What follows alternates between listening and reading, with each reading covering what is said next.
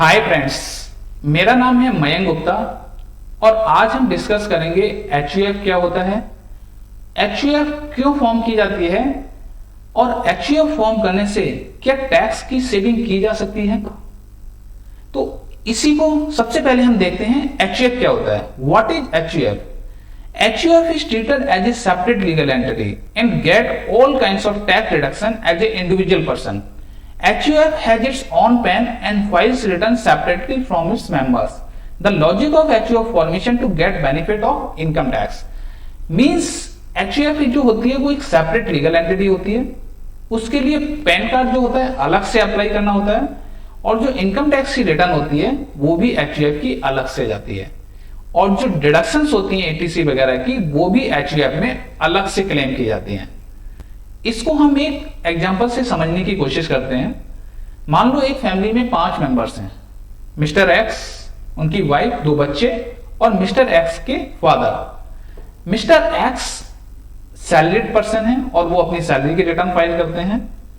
Mister x के father की कुछ प्रॉपर्टी है और वहां से रेंटल इनकम आती है जिसकी वो इनकम टैक्स की रिटर्न फाइल करते हैं और उसमें एटीसी की डिडक्शंस वगैरह लेके अपनी इनकम टैक्स की रिटर्न फाइल करते हैं। कुछ दिन बाद मिस्टर एक्स के जो फादर हैं उनकी डेथ हो जाती है। अब जो उनकी प्रॉपर्टी से जो इनकम आती है वो इनकम को अगर मिस्टर एक्स अपनी इनकम में दिखाते हैं तो टैक्स का इंप्लीकेशन क्या आता है, और अगर वो एचयूएफ फॉर्म करते हैं तो फिर टैक्स का इंपैक्ट क्या आता है। इसको हम एक एग्जांपल से आगे देखेंगे। नेक्स्ट है in case of HUF person have 2 pan numbers, means इस केस में एचयूएफ फॉर्म करने से पर्सन के पास 2 पैन नंबर हो जाते हैं, मींस उसका एक इंडिविजुअल पैन नंबर और एक एचयूएफ का pan number. Now person have filed 2 income tax return, 2 income tax return, means HUF अगर फॉर्म कर ली तो उसको 2 इनकम टैक्स की रिटर्न फाइल करनी पड़ेगी, एक तो इंडिविजुअल अपनी और एक एचयूएफ की। Deductions under Section 80 and other exemption can be claimed by HUF in its income tax return separately. Means HUF form होने से इंडिविजुअल जो है अपनी इनकम टैक्स रिटर्न में 80C की डिडक्शन क्लेम करेगा और HUF भी 80 की सेक्शन 80 की डिडक्शन सेपरेटली रिटर्न में क्लेम करेगा। HUF can pay its salary to its member if they contribute to its functioning the HUF. The salary expenses can be deducted from the income of HUF. अगर HUF form की है और उसमें कोई business भी कर रहे हो और उससे सैलरी भी अपने फैमिली मेंबर्स को दे रहे हो तो भी वो उसकी डिडक्शन HUF में ले सकते हैं। And HUF is taxed at the same rates as the individual. HUF में जो टैक्स आता है उसकी जो कैलकुलेशन होती है सेम एज पर इंडिविजुअल होती है, मीन जैसे इंडिविजुअल की हम कैलकुलेशन करते हैं सेम एज एचयूएफ की कैलकुलेशन होती है। इसको हम एक एग्जांपल से समझने की कोशिश करते हैं। Let's understand how an HUF is taxed with an example. After the death of his father, mister X decided to start HUF with his wife, son and daughter as members. Since mister X had no siblings, the property held by his father was transferred in the name of the HUF. जो property थी वो HUF में transfer कर दी। The property held by the late Mr. X earns an annual rent of 7.5 lakh. उस पे जो property पे rental की जो इनकम हो रही थी 7.5 लाख रुपए की हो रही थी। Mister x has an income from salary 20 lakh, mister x की भी इनकम 20 लाख रुपीज है। By creating a HUF, mister x can save tax. अगर वो HUF के लिए फॉर्म कर लेते हैं तो टैक्स कितना सेव होगा इसको हम एक एग्जांपल से देखेंगे।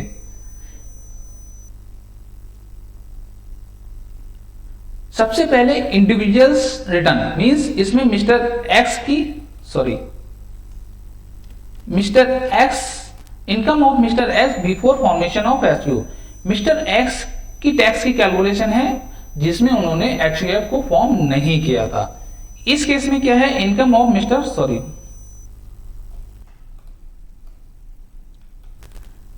X after formation of HUF। इस केस में उन्होंने HUF को फॉर्म कर लिया था और उसके बाद टैक्स का इंपैक्ट देखते हैं। सबसे पहले आते हैं सैलरी। मिस्टर एक्स की जो सैलरी थी 20 लाख रुपीज थी। उसके बाद जो उनके फादर की प्रॉपर्टी थी उस पर जो रेंटल इनकम आ रही थी वो 7.5 लाख रुपए की आ रही थी। उसके बाद लेस स्टैंडर्ड डिडक्शन, जो रेंटल पे स्टैंडर्ड डिडक्शन 30% की होती है वो माइनस कर दी। इनकम फ्रॉम हाउस प्रॉपर्टी, मतलब जो रेंटल से इनकम अब आई है वो आई है 5,25,000। अब जो टोटल टैक्सेबल इनकम है मिस्टर एक्स की वो आई है 25,25,000 रुपए। इसमें से मिस्टर एक्स ने ईटीसी की डिडक्शन भी ले ली 1,50,000 की। जो नेट टैक्सेबल इनकम बची है वो बची है 23,75,000 रुपए। तो इस 23,75,000 पे उनका जो मिस्टर एक्स है उनका जो टैक्स आया है वो आया 5,46,000 रुपए। ये तब आया है जब उन्होंने एचयूएफ फॉर्म नहीं की थी। अब आते हैं एचयूएफ फॉर्म करने के बाद टैक्स। इसके बाद क्या हुआ, एचयूएफ फॉर्म कर ली मिस्टर एक्स ने और उनकी हम टैक्स देखते हैं। मिस्टर एक्स की जो सैलरी थी वो 20 लाख रुपए थी। उसके बाद 20 लाख रुपए की टैक्सेबल इनकम। इसके बाद एटीसी की उन्होंने 1.5 लाख रुपए माइनस कर दिया। टैक्स बचा 18,50,000, वो सॉरी टैक्सेबल इनकम बची 18,50,000। उस 18,50,000 पे टैक्स आया है 3,82,200 रुपए। जो रेंटल इनकम थी इन्होंने एचयूएफ को फॉर्म कर ली थी और वो रेंटल इनकम एचयूएफ वाले पैन नंबर में डाल दी। तो रेंटल इनकम हो गई 7,50,000, स्टैंडर्ड डिडक्शन मिल गई 2,25,000 की 30%। नेट टैक्सेबल इनकम आई 5,25,000। एचयूएफ में कोई एटीसी की डिडक्शन ले ली इन्होंने 3,75,000 रुपए की, सॉरी 1,50,000 की। अब नेट टैक्सेबल इनकम जो निकली 3,75,000 और इस 3,75,000 पे जो टैक्स आया है वो आया 6,0250 रुपए। तो अब जो एक तरफ मिस्टर एक्स जो है 5,46,000 रुपए का टैक्स दे रहे थे, दूसरी तरफ उन्होंने एचयूएफ फॉर्म की और 3,82,200 रुपए सैलरी पे टैक्स दिया और एचयूएफ पे दिया इन्होंने 6,250 रुपए। तो इन्होंने total tax paid by mister x and HUF. Mister x की जो सैलरी इनकम है और इस पे जो एचयूएफ का टैक्स है, दोनों पे जो इन्होंने टैक्स दिया है वो दिया है 3,88,450 रुपए। जबकि mister total x mister paid by mister x 5,46,000। अगर वो सैलरी की इनकम में इसको इंक्लूड कर लेते हैं तो ये टैक्स देते हैं 5,46,000 रुपए। और अगर वो एचयूएफ फॉर्म करके टैक्स को पेड करते हैं तो वो टैक्स देते हैं 3,88,450 रुपए। तो जो डिफरेंस आता है एचयूएफ फॉर्म करने पे वो आता है 1,57,550। मींस अगर उन्होंने एचयूएफ फॉर्म कर ली है तो उन्होंने जो टैक्स है वो 1,57,550 रुपए सेव कर लिया है। Thank you, wish you all the best.